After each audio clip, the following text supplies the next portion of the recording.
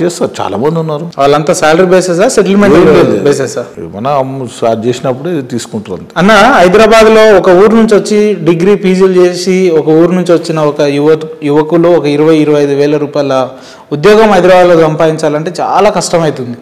అటువంటిది మీరు 20 ఏళ్లలో ఈ బిజినెస్ మొదలుపెట్టి 50 ఏళ్ళు వచ్చేసరికి 100,000 కోట్లకు ఎదిగినారు అని అంటే ఏ ఒక్క తప్పు చేయకుండా మీరు కష్టార్జితంగా సంపాదించారని మీ గుండెలు మీద చేసుకొని చెప్తారా అన్న మీరు? 100%.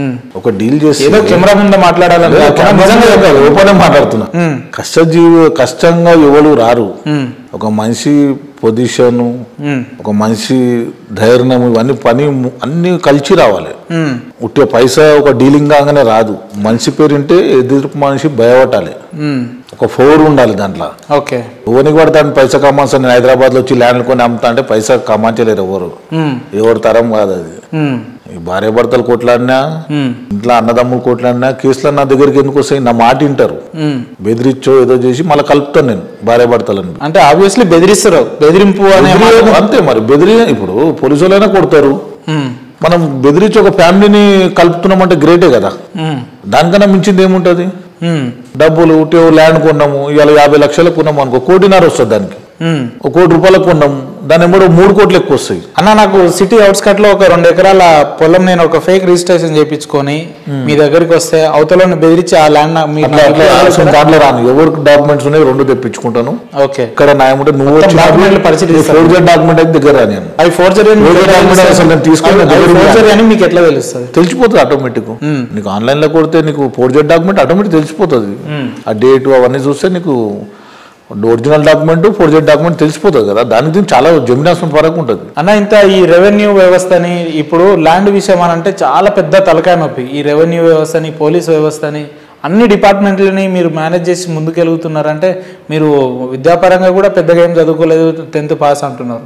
ఇంత తెలివి మీకు ఎక్కడి నుంచి వచ్చిందన్న? తెలివి ఏముంటుంది? మనిషి పైసా కమ్మంటే తెలివి ఎందుకు? కొనడం అమ్మడం ఏముంటుంది? మనం ఎవరైనా గుంజుకుంటేనేమో అది, కానీ మనం లీగల్గా చేస్తాం. మనం న్యాయంగా కొంటాము, అమౌంట్ ఎక్కువ వస్తే అమ్ముతాము. ఆ తెలివి మంచిగా మన తెలివి బట్టి ఉంటుంది, కానీ చదువు దానికి అవసరం లేదు. కొంతమంది దర్గా చిన్న పైల్వాన్ అంటారు, కొంతమంది దర్గా చిన్న భాయ్ అంటారు. భాయ్ ఏందన్న? ఎవరికి భాయ్ అన్న మీరు? అసలు మిమ్మల్ని చూసి ఒక 10 మంది భయపడాల్సిన అవసరం ఏముంది? మిమ్మల్ని చూసి ఎవరు నచ్చినట్టు వాళ్ళు పిలుస్తారు. ఇప్పుడు అడవిలో పులి పోతుంటది, పులి పోతుంటే మనుషులు ఉరుకుతారా లేకపోతే పులి ఎదురుగా పోతారా? ఇప్పుడు పులి ఎవరు ఇక్కడ? మీరే తెలుసుకోవాలి. అది ప్రజలను అడగాలి. ఎవరు దగ్గరికి పనులు అవుతున్నాయి. పులి అని చెప్పి హైదరాబాద్ సికింద్రాబాద్ లో పోయి పలానా మనిషి దగ్గరికి హైదరాబాద్ సికింద్రాబాద్ లో కరెక్ట్ లీగల్ గా పని చేయించటం ఎవరంటే చెప్తాను ప్రజలు. నేను అవసరం లేదు. నేను పులి అని చెప్పి మిమ్మల్ని మీరే పోగొట్టుకోవడం ప్రజలకు తెలియాలి అంటున్నా. నేను చెప్పను, ప్రజలకు తెలియాలి. అది పులి ఎవరు అనేది ప్రజలకు తెలియాలి. ఇప్పటి వరకు ఎన్ని ఎకరాలు కబ్జా చేసారన్నా మీరు మీ రియల్ ఎస్టేట్ జీవితంలో? 100 ఎకరాలు కబ్జా చేసిన. 100 చేసిరా? చెప్తలేనా? 100 ఎకరాలు కబ్జా గరీబులకు వంచిన. అన్ని 30 కేసులే. నేను అవి చాలా చెప్పిన 100 గజాలు చేసి అందరు గరీబులకు వంచేసిన. ఇప్పుడు నా పేరు అడుగు చెప్తారు అక్కడ.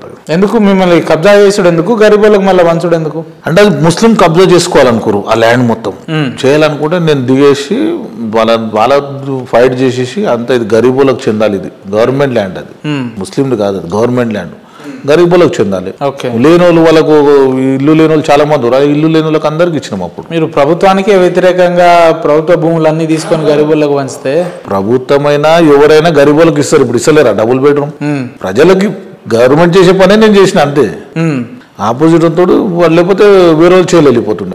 మరి మీరు గవర్నమెంట్ చేసే పని చేస్తే మీ మీద కేసులు ఎందుకు పెట్టరు? మరి కేసులు అంటే కొట్లాట ఆపోజిట్ వాళ్ళకు మా అలా గ్యాంగ్ మన దానికి అయింది. చాలా పెద్ద కేసులు అయినాయి. అన్న, మీరు చిన్నప్పటి నుంచి అడుగుతున్నా, చాలా ఇంటర్వ్యూలలో మిమ్మల్ని కొంచెం తప్పుదారి పట్టించే ప్రయత్నాలు చేస్తున్నాయి కొన్ని మీడియాలో, కాబట్టి అడుగుతున్నా. అసలు దర్గా చిన్నబాయ్ అనే వ్యక్తి మర్డర్లు చేసిండా? చేస్తే ఎన్ని మర్డర్లు చేసిండు? ఎక్కడితో ఆపేసిండు? అంతే. ఈ ఇంటర్వ్యూలలో మర్డర్లు ఇవన్నీ ఇప్పుడు అయిపోయినాయి, కేసులు అయినాయి, క్లోజ్ అయిపోయినాయి. ఉన్నాయా కేసులు ఇప్పటి వరకు? అన్ని క్లోజ్.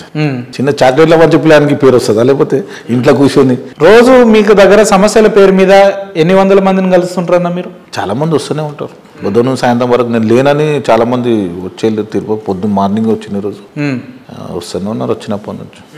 ఇప్పుడు ల్యాండ్కి దిల్సునార్కి వచ్చారు. రైట్. వ్యక్తిగతంగా చిన్నబాయ్ అనే వ్యక్తి మంచోడు అయినప్పటికీ చాలా మంది హైదరాబాద్లలో చిన్న చిన్న గూండాలు లోకల్ రౌడీలు మీ పేరు చెప్పుకొని నాకు చిన్నబాయ్ తెలుసు, నేను ఆయనతో ఫోటో దిగినా, నేను ఆయనతో కలిసి తిరుగుతున్నా అని చెప్పి మీ పేరు చెప్తున్న లక్షల మంది లక్షల పైసలు వసూలు చేసే వాళ్ళు ఉన్నారు. కరెక్ట్. అది నాకు నా నోటికి వచ్చింది, నాకు అలా వచ్చినాయి. అసలు ఏమైనా ఉంటే నాకు ఫోటో తీసి ఎంబడే పంపించమని చెప్పిన. ఈ ల్యాండ్ల మీద ఫోటో తీసుకుని అన్న అగ్రిమెంట్ చేసుకుంటేది అది ఫోటో చూపెట్టి చాలా మంది, ఇవి ఒకటి కాదు వందలైనవి. ఎవరైనా సరే ఏడనైనా సరే ఏడైనా కబ్జా చేసినట్టు ఏదన్నా ఉంటే, ఏదన్నా ఎవరైనా పైసలు తీసుకున్నట్టు ఏదైనా ఉన్నా నాకు ఫోటో తీసి పంపిస్తే నేను ఎంబడి చర్య తీసుకుంటాను. అసలు ఏం నా తరపు నుంచి అసలు పనులు జరిగాయి. మా గ్రూప్ ఎవ్వరు అట్లా కబ్జాల మీదకి ఏం పోదు. ఏదైనా లీగల్ ఉంటేనే పని చేసుకుంటాం, కానీ ఎవరు పేరు ఫోటోలు చూపెట్టినా ఎవరు నమ్మొద్దు. నాకు డైరెక్ట్ ఫోన్ చేసి అడుగురు, ఏదైనా ఉంటే ఓపెన్ గా చెప్తాను నేను, మీ ఓలా కాదని అడగాలి.